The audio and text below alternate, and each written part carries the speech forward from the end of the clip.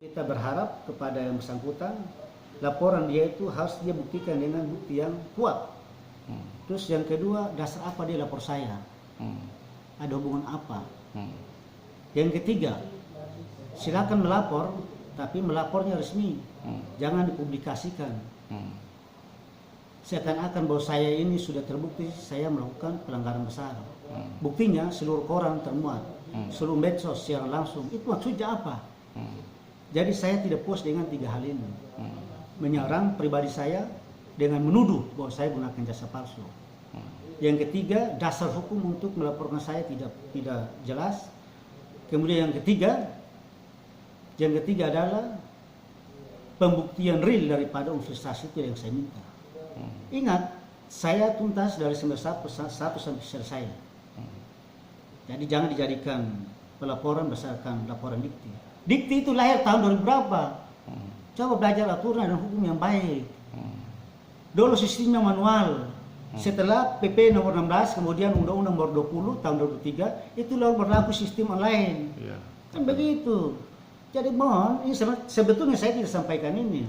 Tapi sebagai seorang advokat, dia harus mendalami. Harus belajar hukum.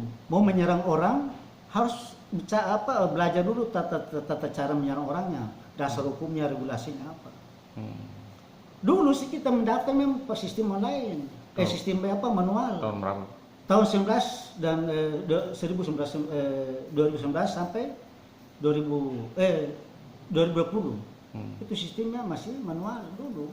Nah, seulang lagi sampai ke PP 16 dan kemudian Undang-Undang nomor 20 dengan PP-nya tahun 2023 itu baru mulai sistem online. Jadi kalau dibesarkan dikti silakan.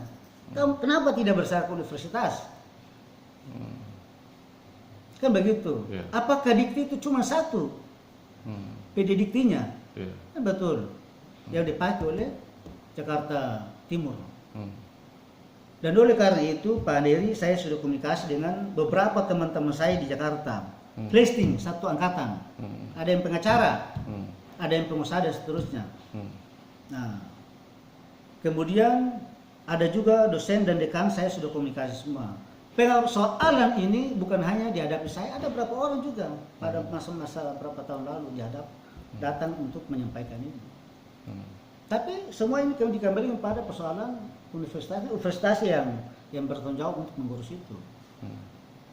Kami berhak untuk mendapatkan ijazah sesuai dengan persyaratan-persyaratan pada waktu itu. Nah, setelah itu kami nggak ada urusan di situ. Iya kan? Persoalan juga kalau tidak terdaftar itu bukan urusan kita. Iya kan, PD diktinya. Persoalan tidak terdaftar PD dikti PD dikti Jakarta Timur itu bukan urusan Hasim Rayaan. Iya kan? Bukan urusan saya, mohon maaf saja. Jadi insya Allah kesimpulannya setelah COVID, ya kan, saya akan laporkan saudara Abdul Hakirawa dan siapapun di belakang itu, saya lapor resmi di Mabes Polri. Saya hadirkan seluruh bukti saya di situ, termasuk teman-teman saya kuliah pada waktu itu semester 1 dan seterusnya. Kemudian dekan dan rektor, ketua yayasan saya hadirkan, seluruh dokumen saya hadirkan.